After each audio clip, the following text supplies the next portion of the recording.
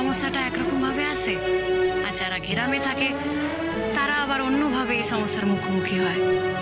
কথাটা কিন্তু শহরের বা গ্রামের মেয়েদের নয়, সমস্যাটা সব মেয়েদের।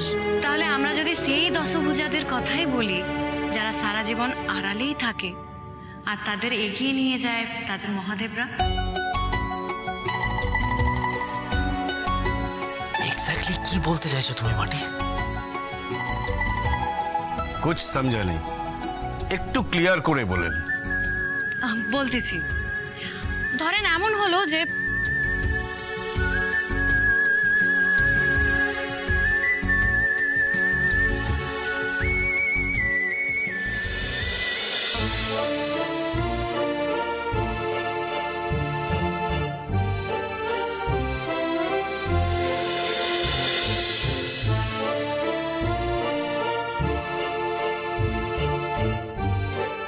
মাসের এই কটা দিন যখন নানানভাবে ব্যস্ত থাকি আমরা, তখন আমাদের কাজের ভার তুলে নেয় সে। চেষ্টা করে আমাদের ভালোবাসার উষ্ণতায় ভরে রাখতে। আমাদের খাওয়া দাওয়া, ভালো লাগা না লাগা সব কিছুর দায়িত্ব নিজের ঘাড়েই তুলে নেয় সে। এভাবেই মাসের এই কটা দিন গ্রামে শহরে প্রতিটি স্বামী যেন থাকে তার স্ত্রীর পাশে। ঘরের সমস্ত কাজ, যেমন কাপড় কাচা, কাপড় মেলা, উনুন ধরানো, সব কিছুতেই তার গৃহিণীর মতন জীবন।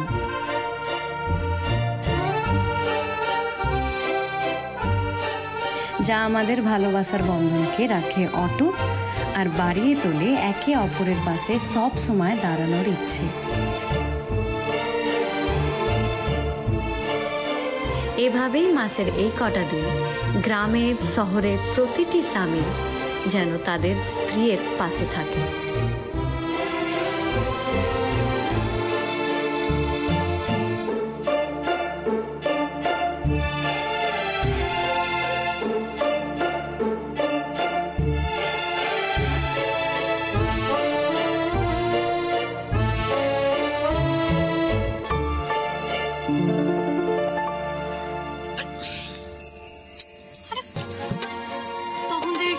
বলো তো, আমার কিন্তু মেলা কাজ পড়ে আছে।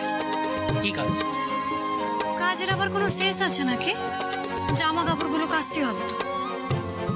দাঁড়াও,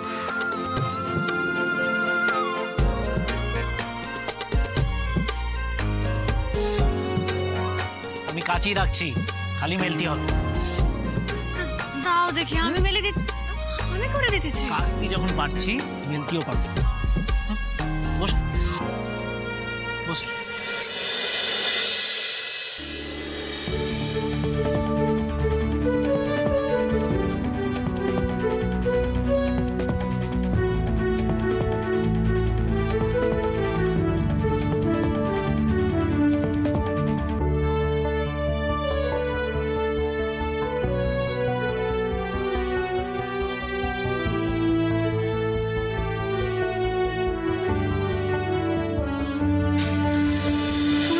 বলো তো, আজকে আমাকে কোনো কাজ কেন করতে দিচ্ছ না?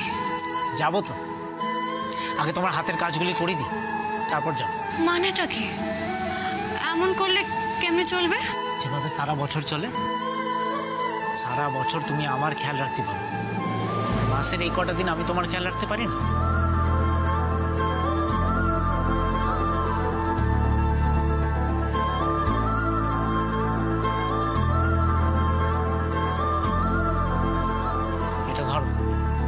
এখন তোমার দরকার।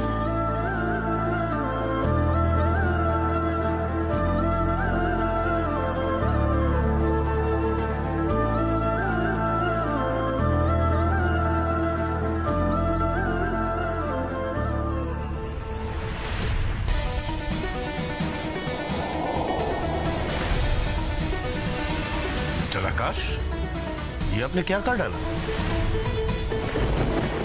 और वाइफ के কথা বলতে দিয়ে তো আমাদের প্রবলেম হয়ে গেল দেখছি।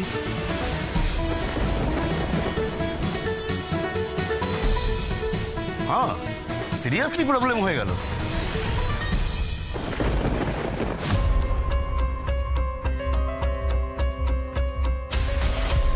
ঠাকুরপো, বলছি তুমি একটু জুসটা খাও তো।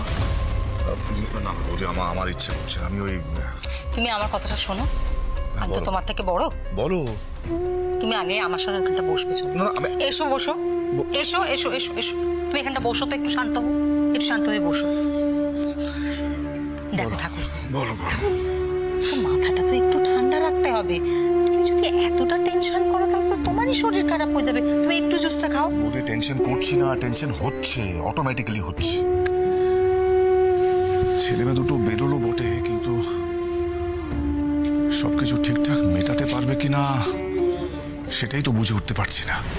তুমি আকাশের উপর ভরসা রাখো ঠাকুরপো, ঠিক পারবে। দেখো এতদিন ধরে তুমি যেটা চেয়ে এসছো ও তো সেটাই করছে, তাই না? হ্যাঁ, নিজের মতো করে চেষ্টা করছে, কিন্তু করছে তো। তোমার বিজনেসটা বাঁচানোর জন্য ওই তো এগিয়ে গেল। বলো, এখন ঠাকুরের কাছে আমাদের প্রার্থনা করতে হবে যেন সবটা ঠিকঠাক হয়। হ্যাঁ, সেটা বুঝতে পারছি বৌদি, কিন্তু আমার ছেলের জন্য কাউকে প্রার্থনা করতে হবে না।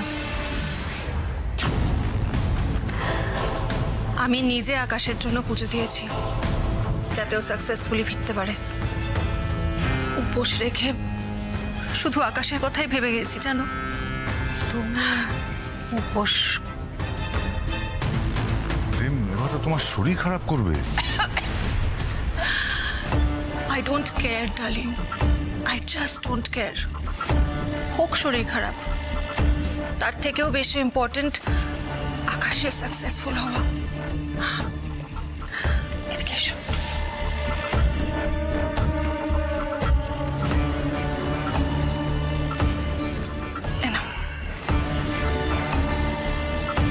তোমরা প্লিজ মনে মনে প্রে করো যাতে আকাশ সাকসেসফুল হয়।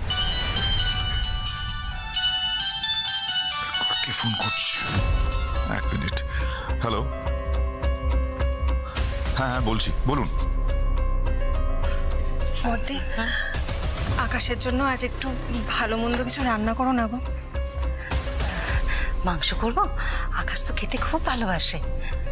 হ্যাঁ ঠিক আছে, তুমি একটু জুসটা রাখো না, ঠাকুরপোকে খাইয়ে দিও। হ্যাঁ, আমি এক্ষুনি যাচ্ছি রান্নাঘরে।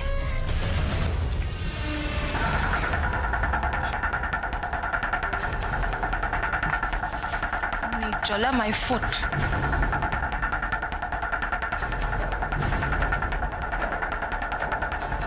অরুণাভলাইরি, তোমাকে হাতে আনার জন্য আর কত নাটক করতে হবে বলো তো আমায়? আমার কথা আবার তুমি বিশ্বাসও করে নিলে?